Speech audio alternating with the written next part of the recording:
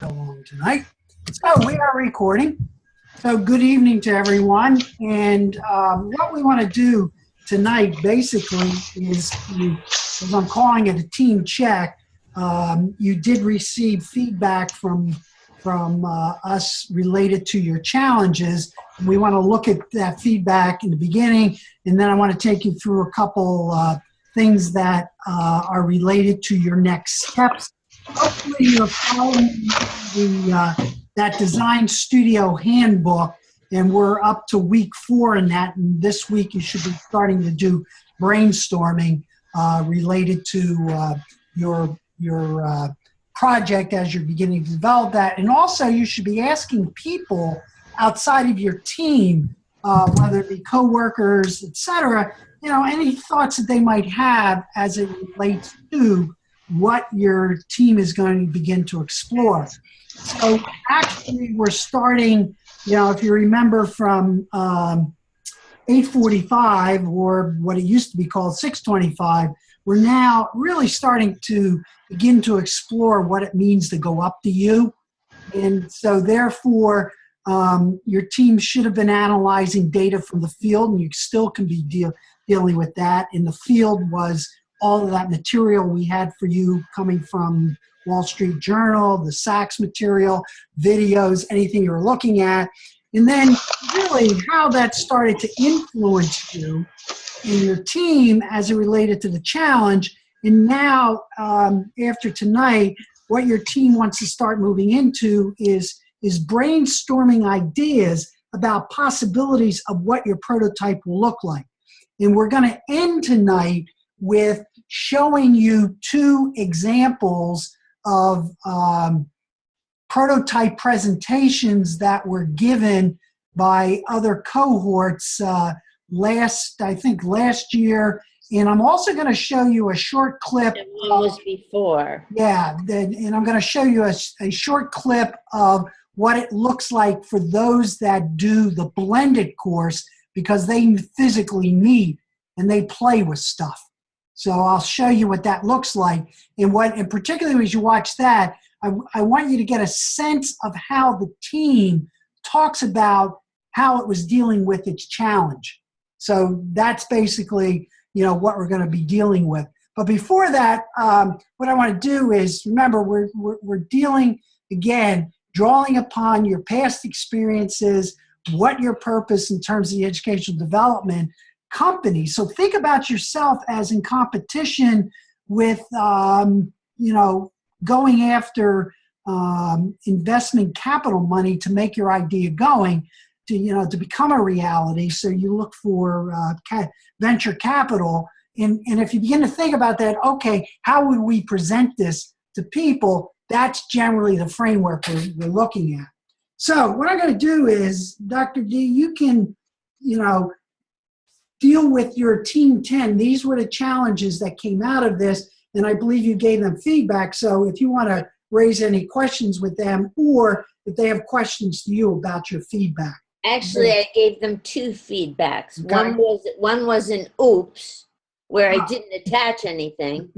And then the other one was the real feedback. Okay. So I worked twice as hard. All right.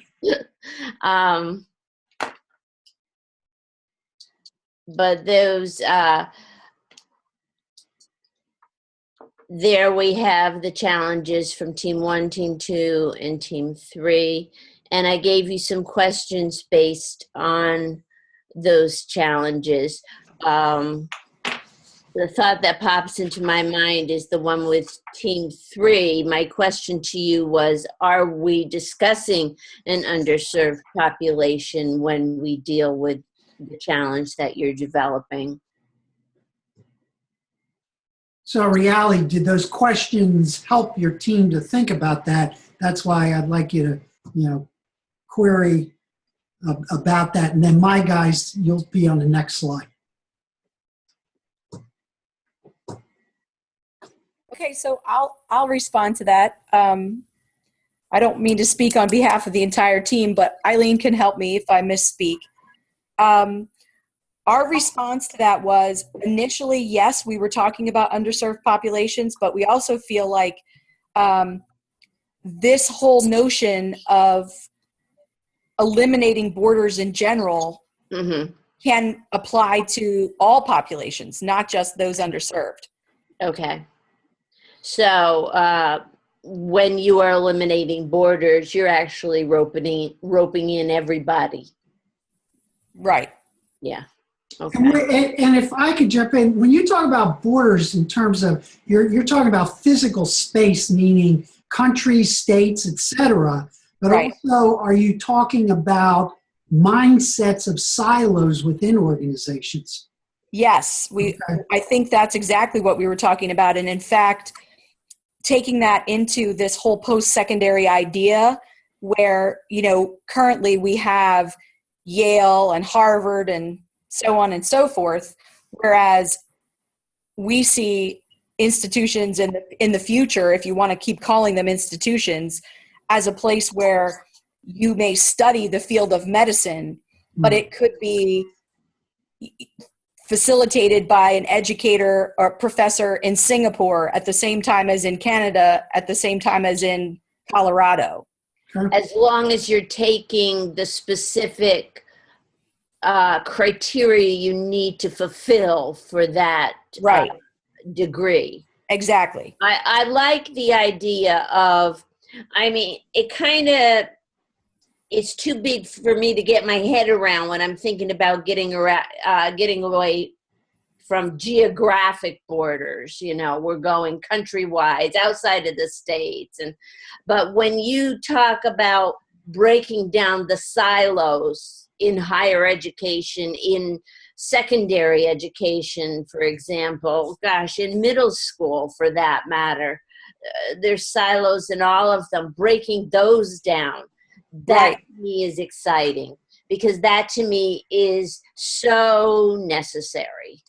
And I think the reason that we went with the post-secondary idea was because it felt so all-encompassing to think about education from pre-K forward that we just tried to bite off one piece of that, thinking about breaking down borders, one section at a time kind of thing. Well, that makes sense. That makes sense. And a good example of that is the emergence of MOOCs that more and more universities. So as I said to you guys, Otto Scharmer's MOOC that he's run twice already, the first time he did it, he had 28,000 people around the world involved in it. The second time he did it, he had 43,000 people. Right. So if you begin to think about that, even from a logistics point of view, what became important to that process was the ability to self-organize geographically wherever your space was, whether it's in China, India, the United States, Washington, D.C., it didn't matter. Okay, that's good. And any of you guys, anyone in 9/11, as you look at these challenges, if you have any questions about them, please feel free to, raise an issue that you might want to know about, because it might help you in your teams. So that's okay to do that. John, did you send out that article that I sent out to my group? On mindfulness? Mindfulness? No, I did not. Okay. But I can get it and send it to them. This is an article that I read that goes hand in hand, or also mirrors some of the things that you learned in Theory U, and some of the things that are needed as far as change goes, and some of the things that some educators or administrators don't like to talk about, and that's motivation and things like that. They don't measure motivation. They get a measure on the PSSAs or the Keystone exams. They get a number based on the papers that the kids filled out, but they don't want to talk about the motivation and other things. And mindfulness addresses those things that are really important. And so if Dr. Gould will send it out to the other group, then everybody will have it. Yep. It also, what I also really liked about it, this is me thinking back, thinking forward, if you understand that. When I had to figure out years ago, what was I going to do my dissertation on? You know, the world is wide open for the dissertation. What I really liked about this article, and were I to be doing a dissertation again, there are a lot of pockets or question marks there, empty spaces that you can fill in where they say, okay, about the motivation issue, but more research needs to be done here. And then they'll talk about something else, but more research needs to be done here. And whenever they say that more research needs to be done here, that kind of made, you know, my blinkers go off. That's something that somebody could do more research on when you get to the point that you are doing your dissertation. Yeah, and what's important about mindfulness is, you know, thinking about that and looking at least what these 3 teams are looking at, is that there are quite a few school districts beginning to explore the use of meditation in classrooms to deal with behavioral issues. And I think 9-10, last quarter when we were doing Theory U, I think I sent you a couple of articles related to that. So that's something that's really emerging. But otherwise, out of the other 2 teams, any questions for Dr. D related to, you know, what she gave you?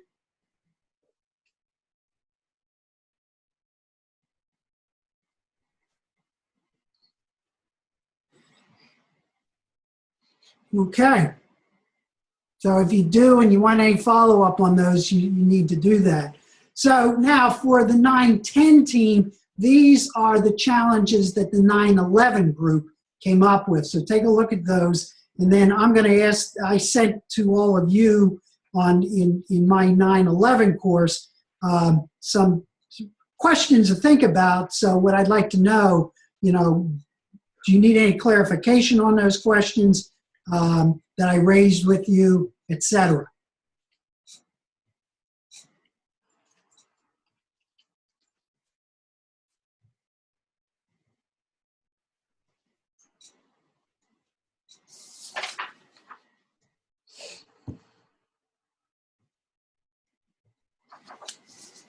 Especially what I want to do is in Team 2, I think what I was asking you, you know, as you were looking at that, the one thing I was curious about, was there a sense of intergenerational and community-based learning within your thinking? Anybody from Team 2 there? This is Jess. I think I'm the only one here from our. Okay. I'm here too, Jess. This is Diane. Oh, Diane is here too. Yeah. Yes, that is what we were thinking. Okay. Okay. Just want to make sure. We were kind of thinking very community based. Okay. And then looking at food and healthy food as a major source of the learning environment, correct? Correct. Okay. Both as students being members of that learning environment, and then also the implications that being healthy would have on students as learners. Okay. Very good. So anyone else, and also you guys in 9-10, if you see something you might want to raise with one of the teams, please feel free to do that. Because now remember, in week 6, when you do your presentation of your prototype, it's for both groups, and both groups will respond to you to give you feedback on your prototype. So that's why I said it's okay, you know, they ask about those challenge questions right now, if there's any explanation that needs to be, you know, brought about, or you know, anything that those of you in 9-10 see there that you might want to raise.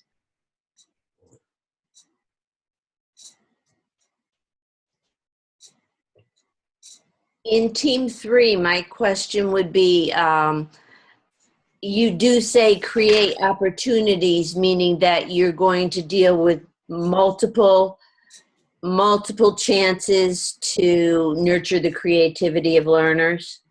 multiple opportunities? More than one? Any members from Team 3 there? Oh, okay. All right. Well, Anybody? So, Anybody? and when Team 3, when you listen to this on the YouTube, you know, if you have any comments back on these, please feel free to do that. All right. So, okay. So everyone at least now sees at least what the thinking is coming out of the teams. And again, all of you have this PowerPoint, so that is available for you. I got rid of the one that was there. I didn't realize that one was still there for both classes, and so I uploaded this today. So this is the one's available to you.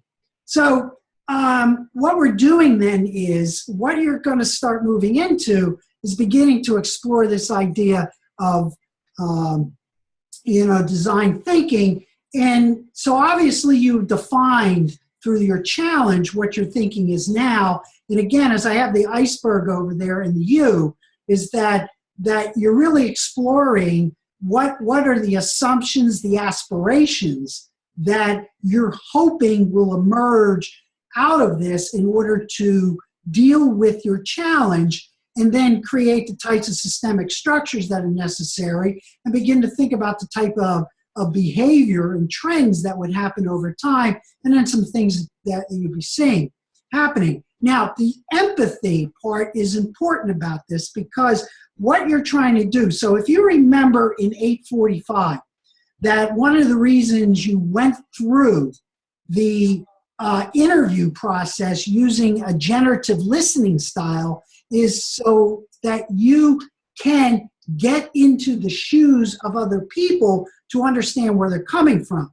So as you look at your challenges, so for example, the one about dealing with urban environments, okay, what's the empathy that you need to understand in order to begin to explore that challenge? And then secondly is that when you talk to people outside of your team about what their thinking is around this, and that's another source of information, what type of empathy begins to emerge because of that? So that's extremely important in design thinking. And as you watch those videos, like Tim Brown, and particularly the one David Kelly, about creativity, the word empathy is extremely important, the same way it was extremely important in Theory U, that the more empathetic you are to the environment, to the presence, that the better understanding that you will have. And then what's going to happen is you're going to move into ideate. We'll talk about what ideation is in a couple minutes, and then you're going to build a prototype, a simple prototype that begins to give some structure to your challenge that we'll be able to look at. And then finally, from week 6 on, once you get your information, then you're going to test it against what you've gotten, and then build your final prototype for what, if you were going in front of a venture capitalist or whatever, how you'd want to get this presented so people would buy into it. So again, that's the design thinking process. So you've gone from understanding a systems relationship to understanding how to begin to think about the letting go to let come that enables you to eventually begin to really move into a generative design thinking process.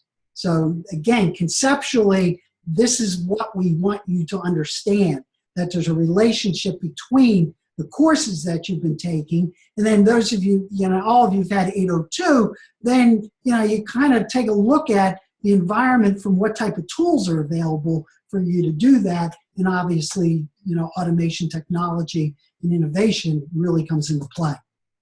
So does this make sense? I see from what you put out there as your statements, all of the groups, that you are beginning to focus, which was the purpose of doing that. You're beginning to focus on what you're going to work on.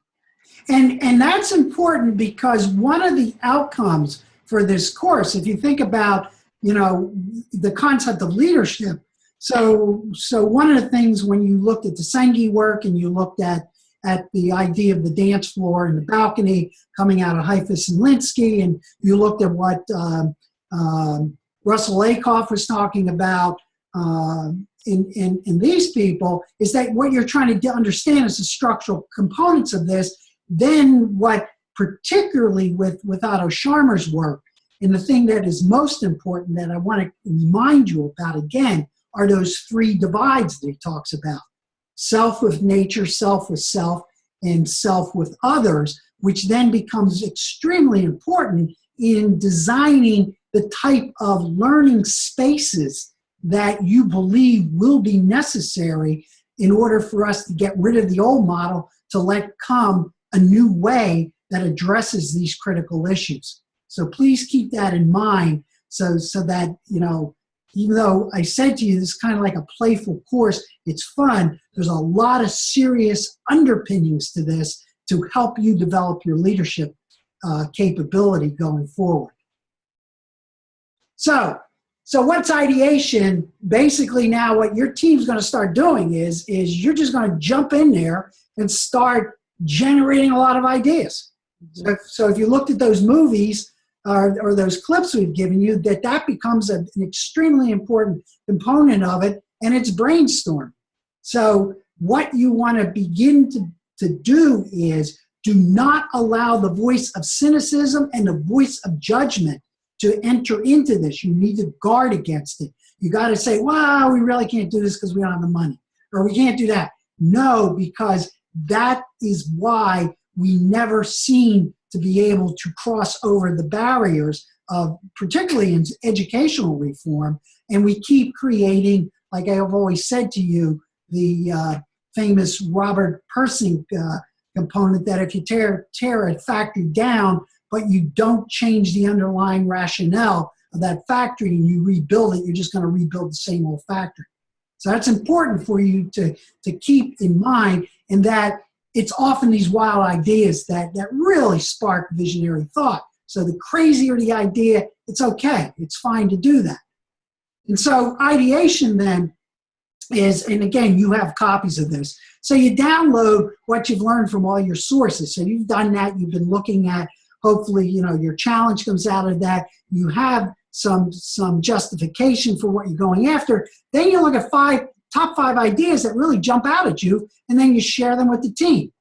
Then you look at emerging themes and looking for patterns of relationship among that. So how does that data that you've been collecting fit into your challenges, and what themes begin to emerge? Now, why that's important to you is developing themes will become extremely important as you develop your research capabilities, particularly in qualitative research.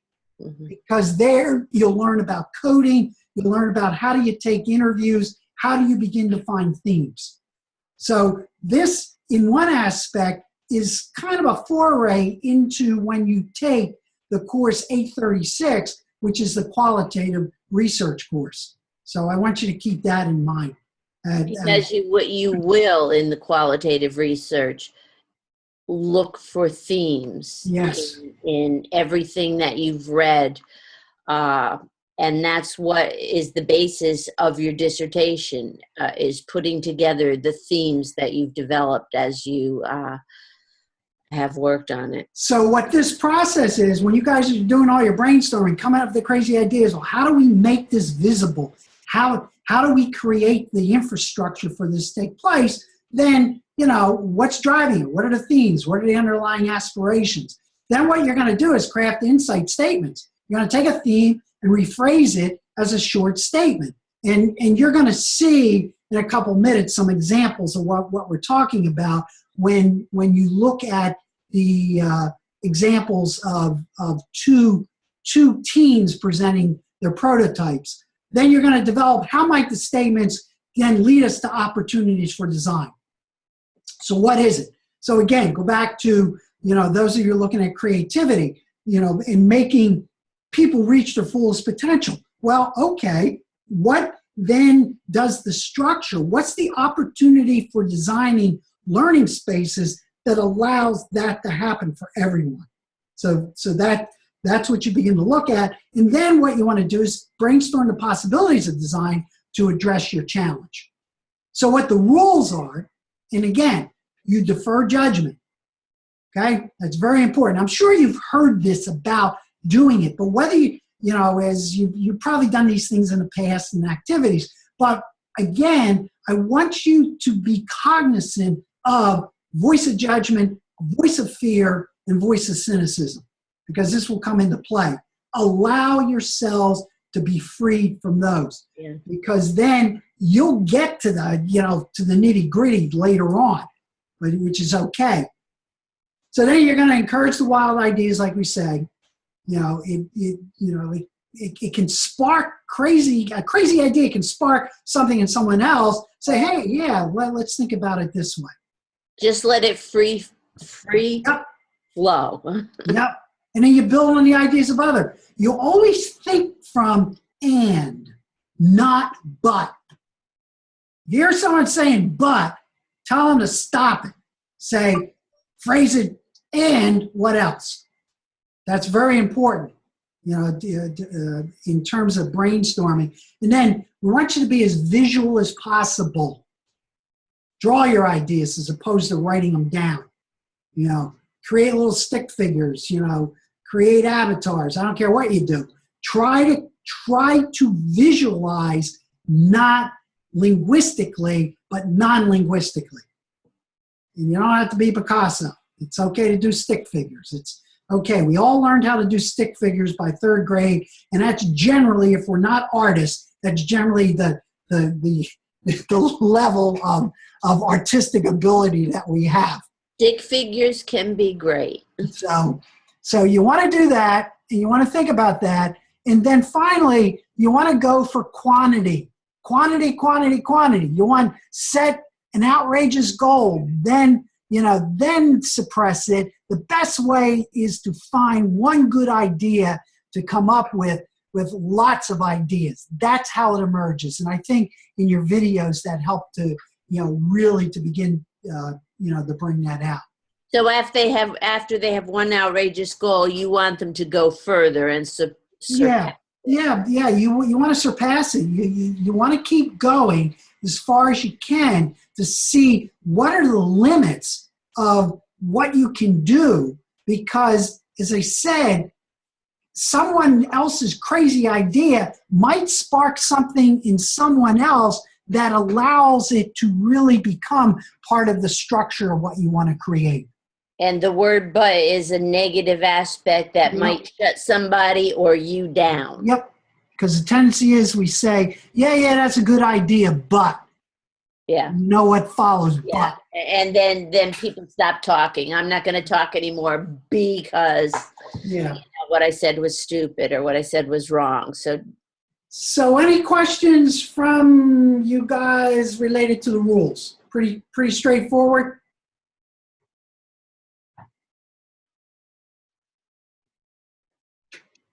Okay, so now ideation, a little bit continuation of this is that once your team has completed your brainstorming actively, then you begin to bundle the ideas. So from all these ideas, you cluster them. And again, the clustering is like creating relationships between the ideas, which can emerge again into types of themes that might stimulate your ability to build something from that idea, to make it concrete, to allow you to visualize and see it. And then if you have really trouble explaining an idea, again, the best way to do it is to create a drawing of that idea. What would it look like? And then look. Some people use inspiration and do a story map. Yep. Somebody that I knew used, a mountain of sticky notes and sticky notes of many colors, and that broke down into the themes. and she was sticking them all over the one wall in her kitchen. And as they changed themes, they changed colors, and that helped her to delineate the themes of what she was writing. Yeah, and a software package, I don't know if any of you guys had that software package that Dr. D mentioned, was the inspiration software that allows you to do mind mapping. And mind mapping is a very, very good activity, used on a computer. And also there are sticky note types of things, apps out there that you can use to generate ideas. But the most important thing here is that you allow your team to feel what the brainstorming concept, feels like, what it's all about. Okay?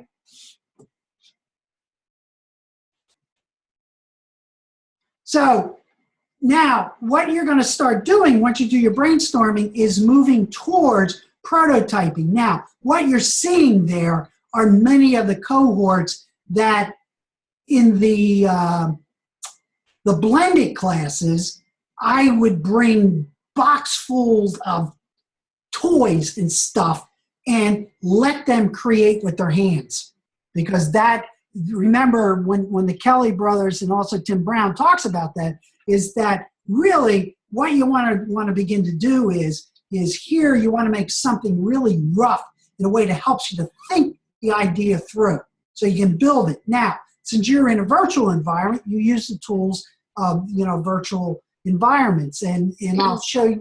We'll show you a couple examples of what people are doing. But again, that collaboration. Now, if you look at the picture down on the bottom left of the screen, where what you'll see there is a group holding computers in their hand. And what I was experimenting with that class is that I mixed the groups that were online with groups that were doing blended. It was kind of interesting. Now, obviously, I can't do it because both of you guys are online. And it was kind of interesting watching them share the development of the hands-on stuff with the people in the virtual environment and how that interaction took place. So there are those possibilities, and I just wanted you to see that. Obviously, we can't do it because you're all in the virtual environment, but there are ways of dealing with this. And I'm also presenting these things for you because if you ever want to try to do these among buildings that you're working in, et cetera, that this is, some ways to play around and to use the technology. So again, what this brainstorming moving towards prototyping is about is the process about learning, not getting it right the first time. That's what this is not. Because what does Tim Brown and also what did the Kelly brothers say about failure? In the famous Ferris Bueller movie, anybody?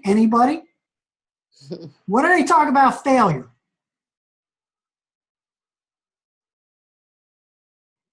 Even go back to Leonardo da Vinci. How many times did he have to fail before he succeeded? Because that's what you want. Fail often to get it right. Yes.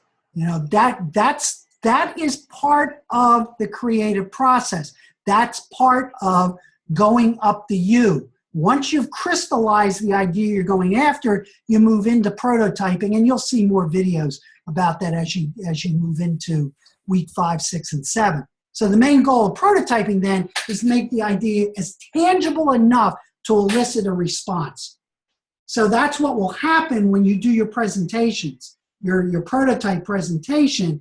And again, you'll do it in a virtual environment, but what it's there, you can visually see what you're trying to create, and you'll listen to what the team is saying, because what you're trying to do is an elicit response from individuals. So that's the main purpose of prototyping. And then what it is, the different types of prototyping is that you can create a storyboard. And you can do that in this presentation. You can create a storyboard, using, there are storyboard software packages out there that you can use. You can use Prezis. You can use anything that will allow you, to put together a storyboard. You can create diagrams, so you can mind map it out. what it might look like. So if you have Inspiration software, because in Inspiration software or in Prezi, you can add video, you can add voice, obviously, and it is very important to have voice override on most of your presentations so that when we post these, that other people can look at them and they can hear what your thinking is about it.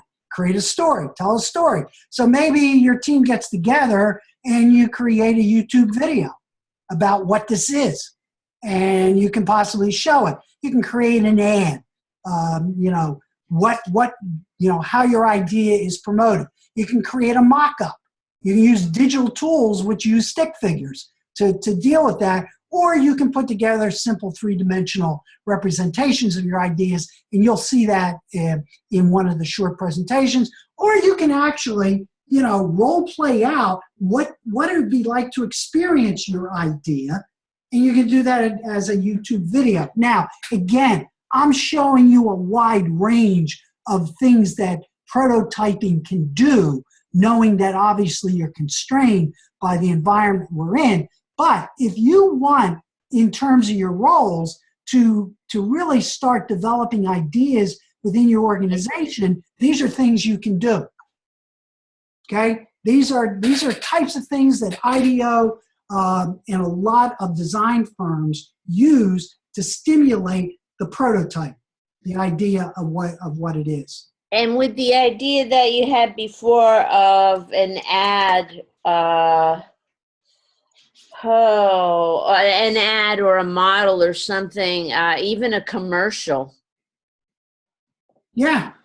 You create a commercial for the project that you have created, a selling point commercial for that funding that you're looking for. Commercials has always been a valuable way for me as a teacher, from elementary through high school, and it's useful for us to get our point across in an entertaining way. So what we're going to do now is, and I got to take my headset off, so hopefully everyone will be able to hear this.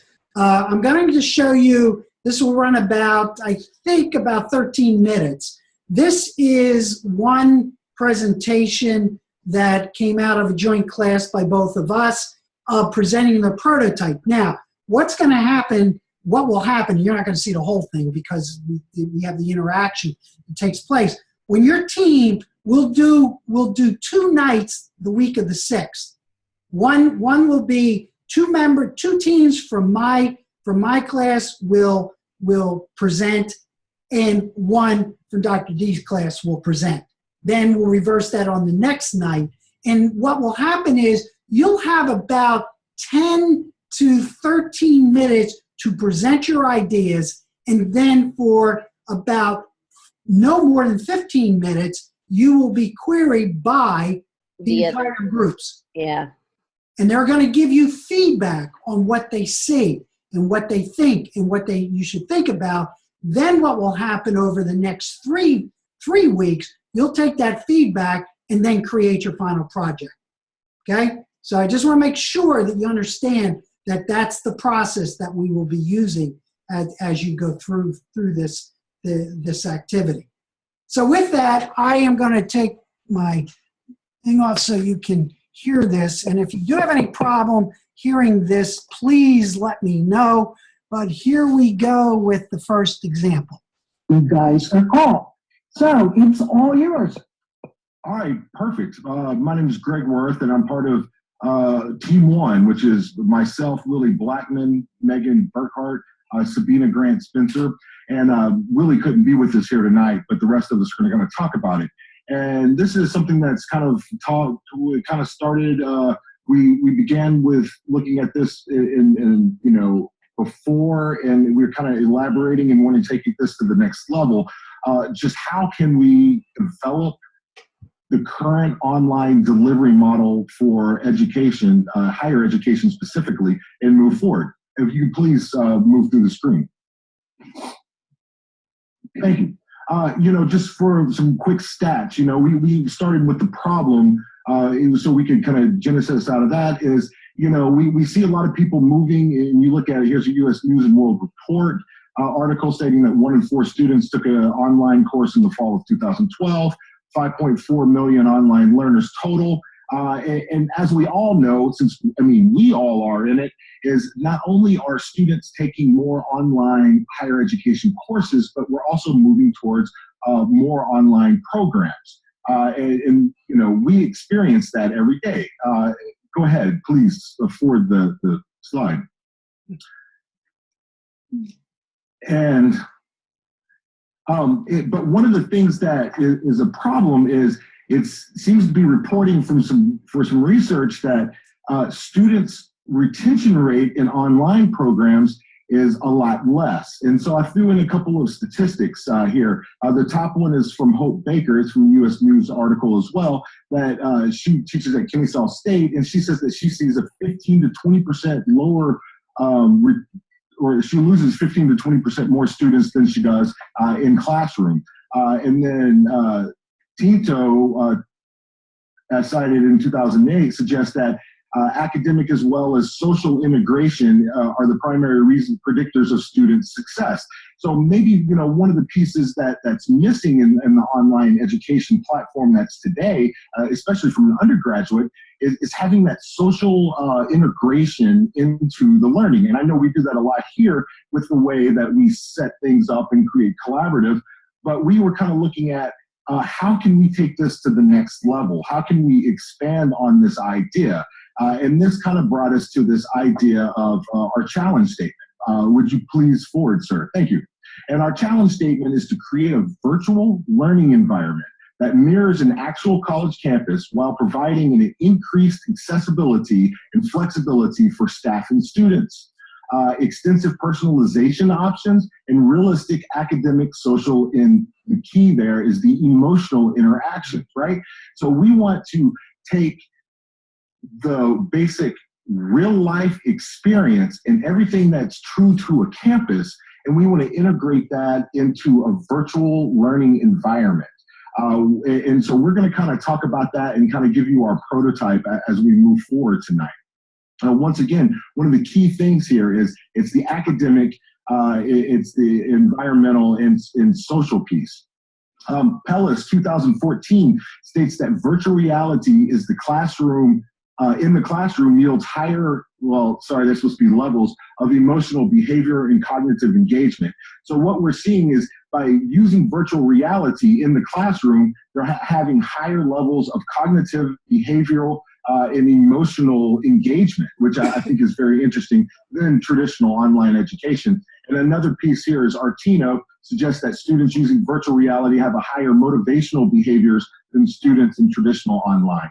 So by bringing that virtual piece, you have a higher motivational piece behavior, and people are working harder and trying harder.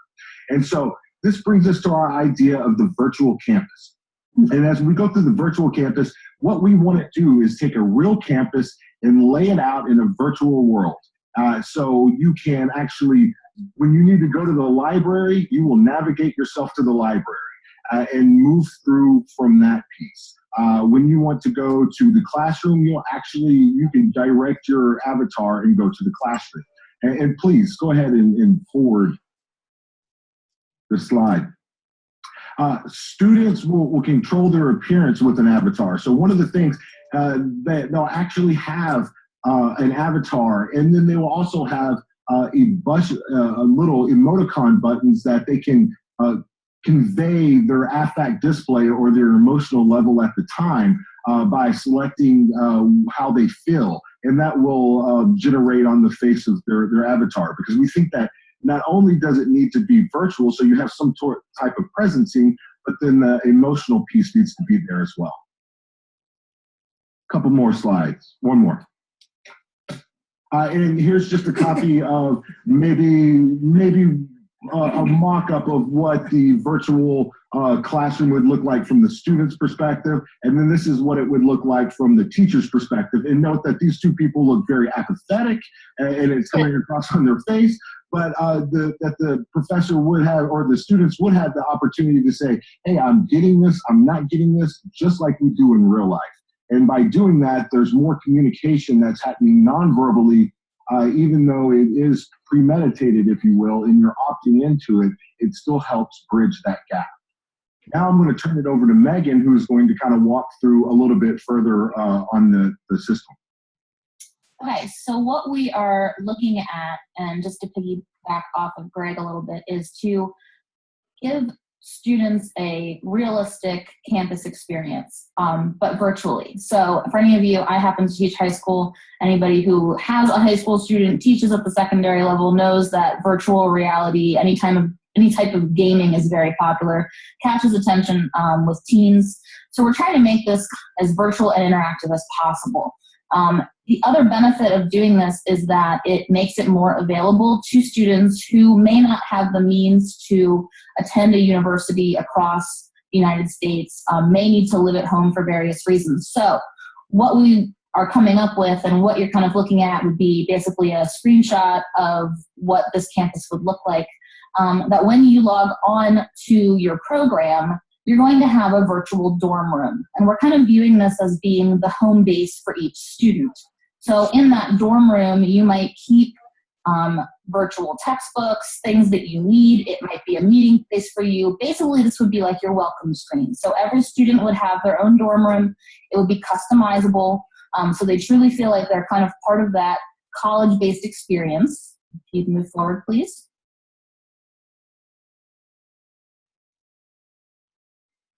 And one thing that we really want to focus on that some online programs may be lacking, and to help with engagement, is to really bring socialization into the experience that students have. So, for example, you could have a group meeting in your dorm room. You could have a group meeting at the library where you can bring your avatar and your class members can bring theirs into the group. So it's more than just an online conversation. You're truly having interactions with your avatars. And you can have facial expressions, and you can be doing the audio like we're doing now. And so it's a little bit more collaborative and a little bit more personalized. Next slide, please.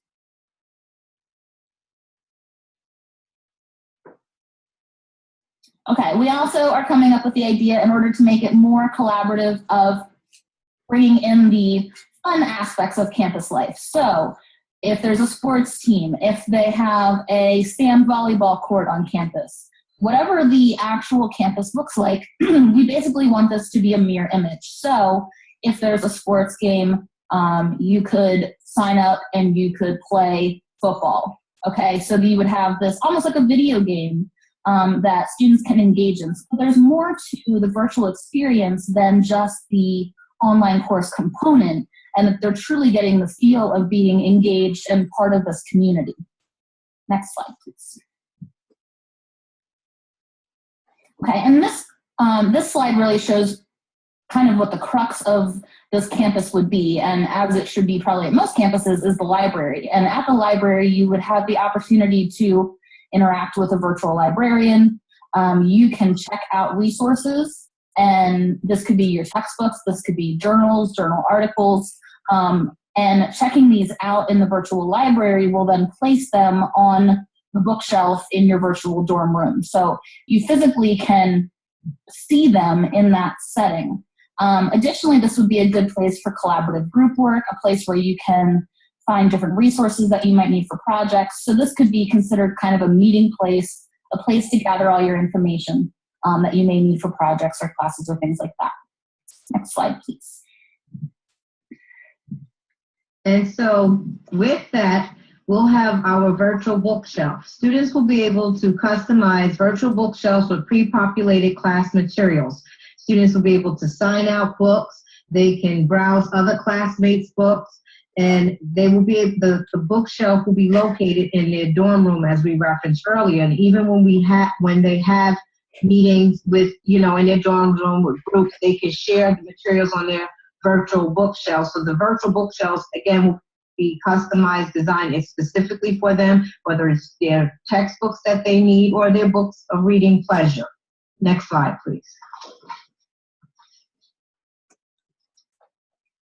So Team 1, we would like to create a virtual learning environment on a college campus. that will be flexible for staff and students and offer personalized options, realistic academic, social, and emotional interactions.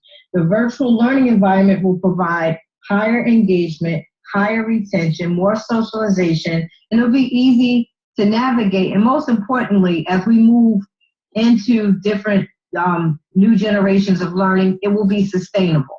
Something that everyone will have access to, but it meets the needs of the various learning styles of individuals that are now being exposed to different ways to learn and wanting to have, access through learning through different forms of technology.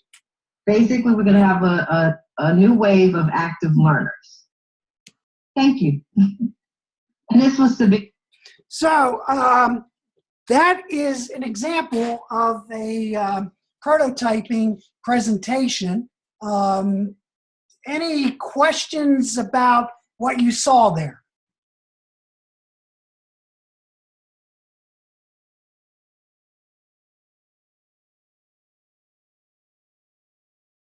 So at least it gives you a sense of what a presentation, at least using PowerPoint with voice built into it, or also using VoiceThread with this way. So you got an idea. There's a prototype.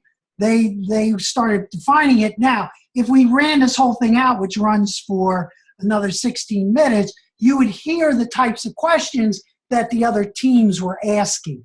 And the questions were giving feedback, getting them to explain more about ideas. So that's generally what you guys are going to be working towards when you do your prototype and do your presentation. Okay? One thing I would like to say, when you do your prototype and then your presentation,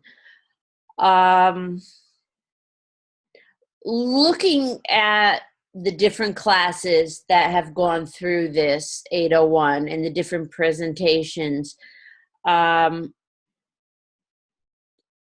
ones that impressed me, and it has nothing to do with what medium you use, whether it be PowerPoint or video or anything, had nothing to do with the medium, but what it had to do with was when they decided what their project was, they were very specific.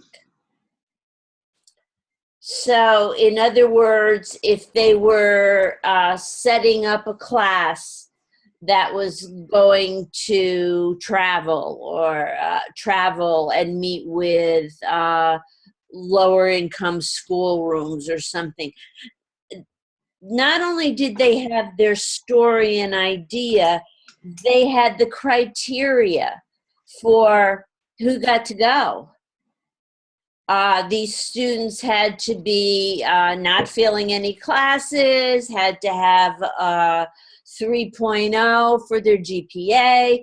I mean, they got very specific with every step of their drama, even where they went and how long the students that were going to these other schools would travel, because they set up a cycle where here was a group of maybe 8 students that traveled this time, followed by another group of 8 students that would back them up when group 1 was over. So this was almost an ongoing process.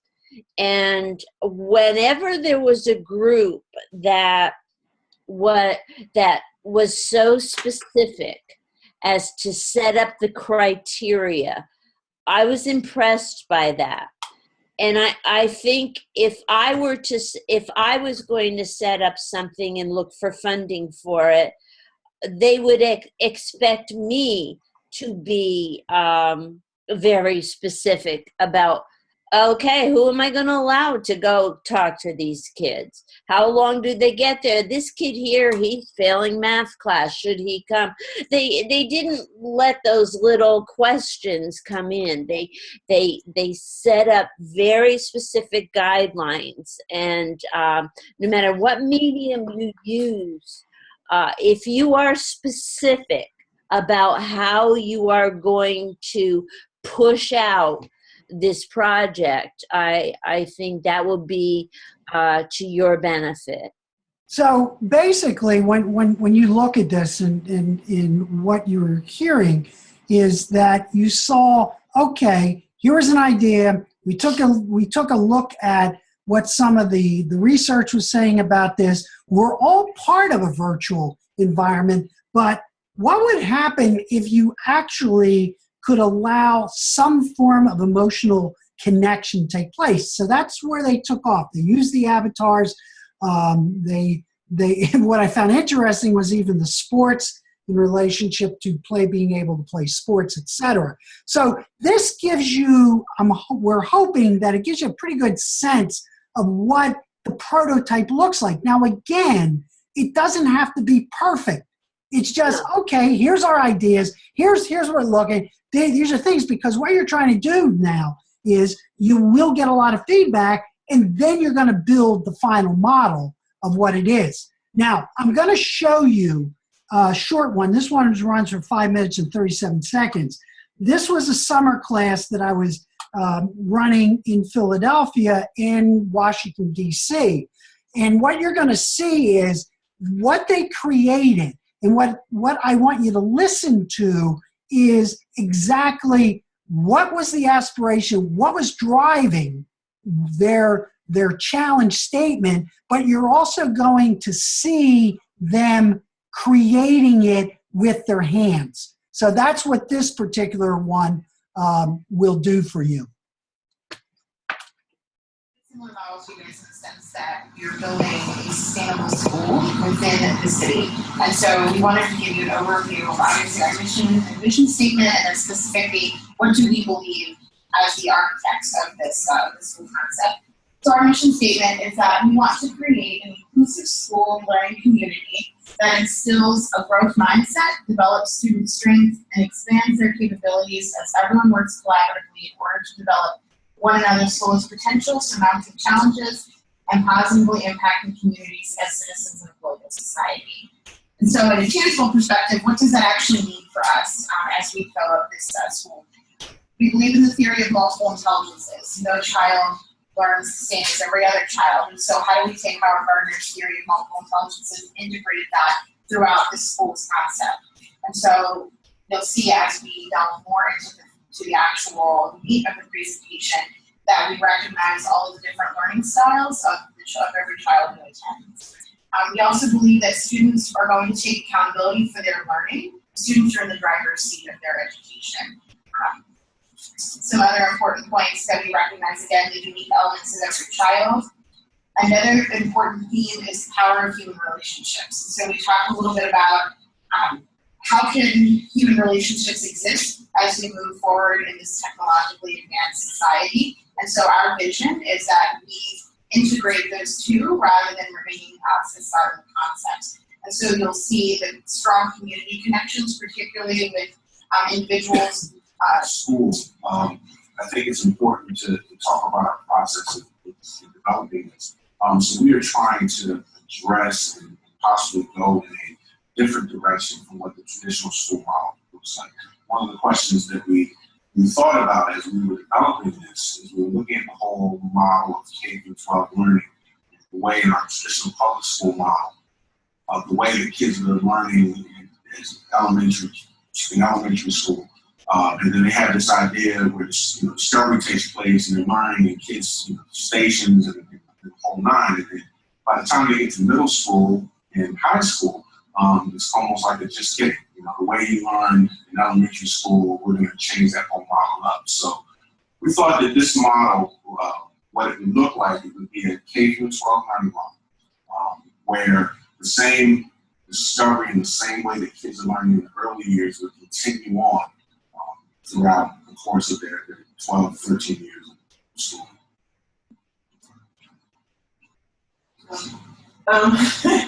So we kind of almost took like the airport model of how the building would be structured. We were thinking that we call it the hub. As we kept talking, we had a lot of feedback in regards to we wanted to make the building very much accessible to the community.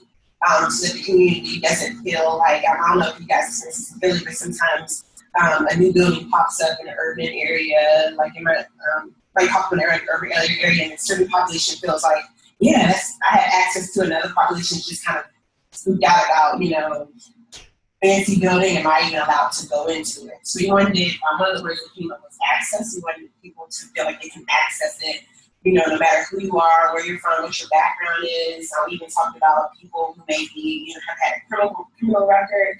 They can access the spot as well. So, you know, I think we talk about K through 12 as well, but almost, you know, even if adults need to access the space to learn as well, like whenever you're ready, you have access to it, or, you know, definitely our little people are going to come in. But, you know, we want everyone to have this learning space. Almost a community center model, but definitely the learning, launch learning is kind of where it kind of starts here. So it's almost like a community center where they can kind of walk in.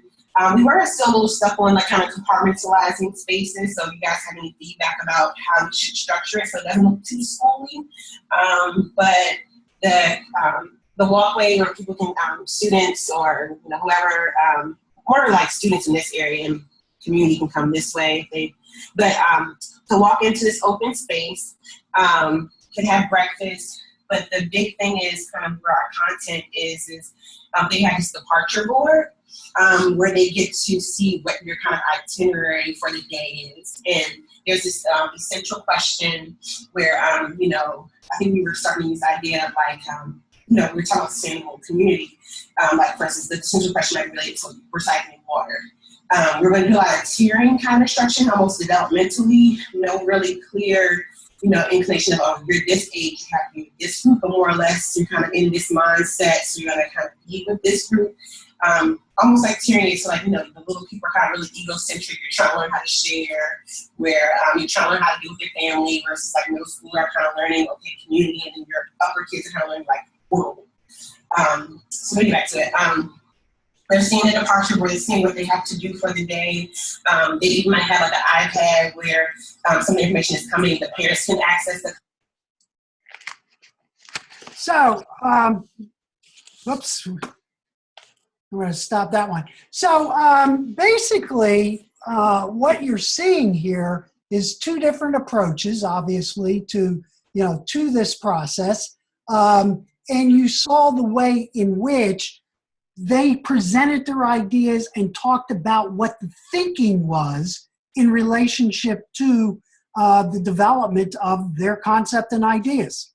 And so this is sort of, I'm hoping, both of us are hoping that it gives you sort of a sense of what your presentation should be about, and also that it would allow you, you know, the flexibility to explore, you know, different possibilities to, you know, enhance what you want to do with your prototype, where you want to take it, what it will do, what are the structural aspects behind it, etc. So that basically is where your team now is moving. Okay? What you'll see, obviously, hopefully the videos have helped you, you know, along the way. You'll see some other videos as you get into week 5 and 6 that will get you to do a little deeper dive into understanding the prototyping activity. But more importantly is that the conversation that you're having collectively is based on the brainstorming. It's based on creating types of themes that will generate into design principles to answer that question or challenge that you posed.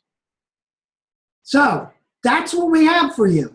So the question we have for you also is, what questions might you have right now?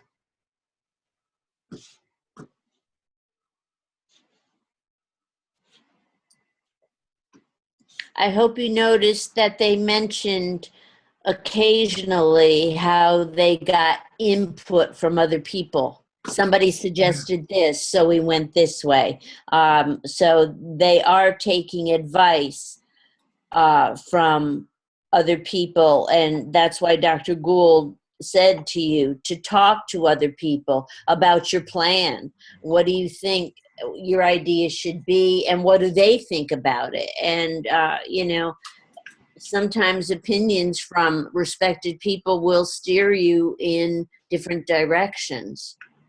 And remember that what we're trying to do is to get you to experience what it's like to bring a group together to begin to explore the bottom of the U, and to begin to think about, even from this activity, how this will translate into your own leadership style and your ability to create the possibility of new futures for your organization. So again, I keep reiterating that, because to me that is extremely important for you, to think about, in terms of what this course is all about. Mm-hmm.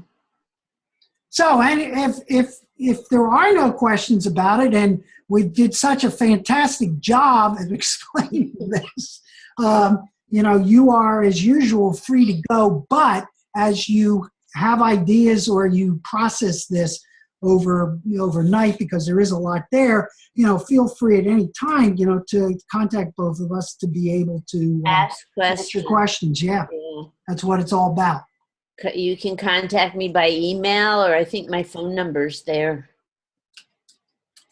Okay, so with that then, what we're going to say to you is we hope you all have a great night, and your teams are moving forward.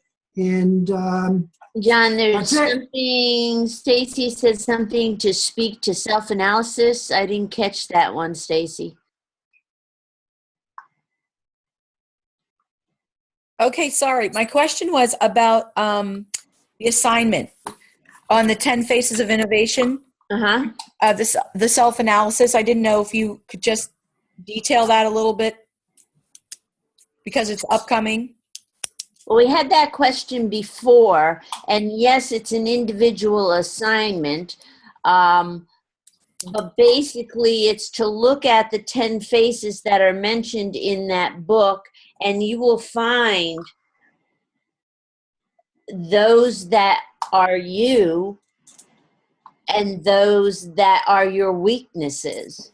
Right. And that's good to know. And as I mentioned to this student before, when you do start to work together in a group, those different faces, it wouldn't be good if everybody was the same strength and same face. It's the different faces and different strengths and weaknesses that gives for the richness of the project you're going to develop. But the assignment is for you to do individually on the 10 faces. And you can use, again, the one that most people have a tendency to use is VoiceThread. And as I said, anywhere from 7 to maybe 10, 15 minutes tops. Yeah. Because you're just doing an analysis of, again, these are all self-analysis. So coming from Kelly's broad experience of dealing with innovative people, he's kind of categorized the behaviors that he's seen and put them into these categories. So the question is, which categories seem to be like you? Obviously, you're not going to be one of them. And which ones might you feel you have to work on? Right. So your strengths and your weaknesses as you look at the 10 faces. So does that help you? Okay, that's fine. Yep, got it. Yep. Okay, good. So that's any other questions? If not, you are free to go.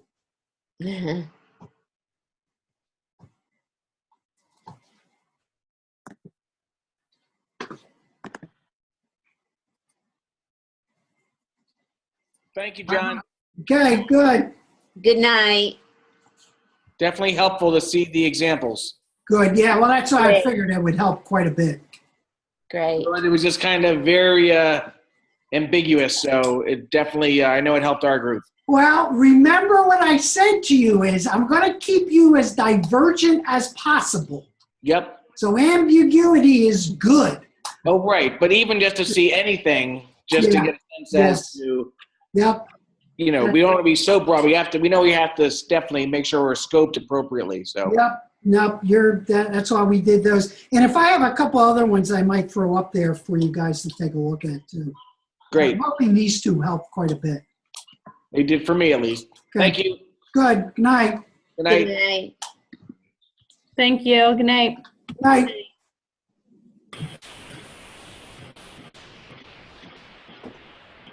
Good night. Thank you, Dr. Good. Thank you, Dr. Sun. Yep. Okay, Dudley, have a good one. All right, you too.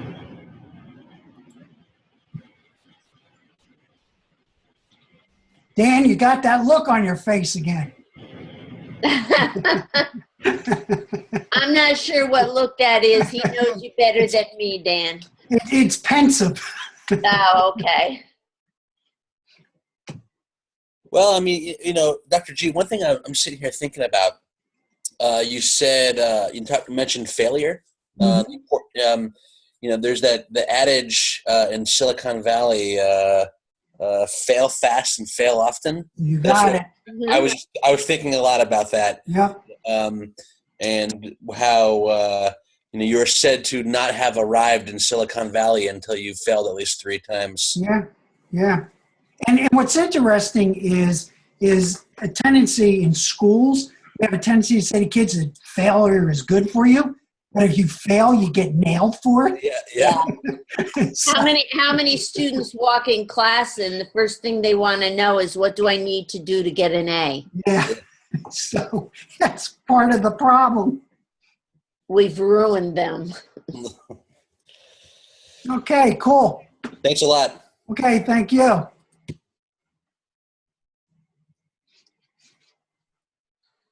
So is the card lady still on?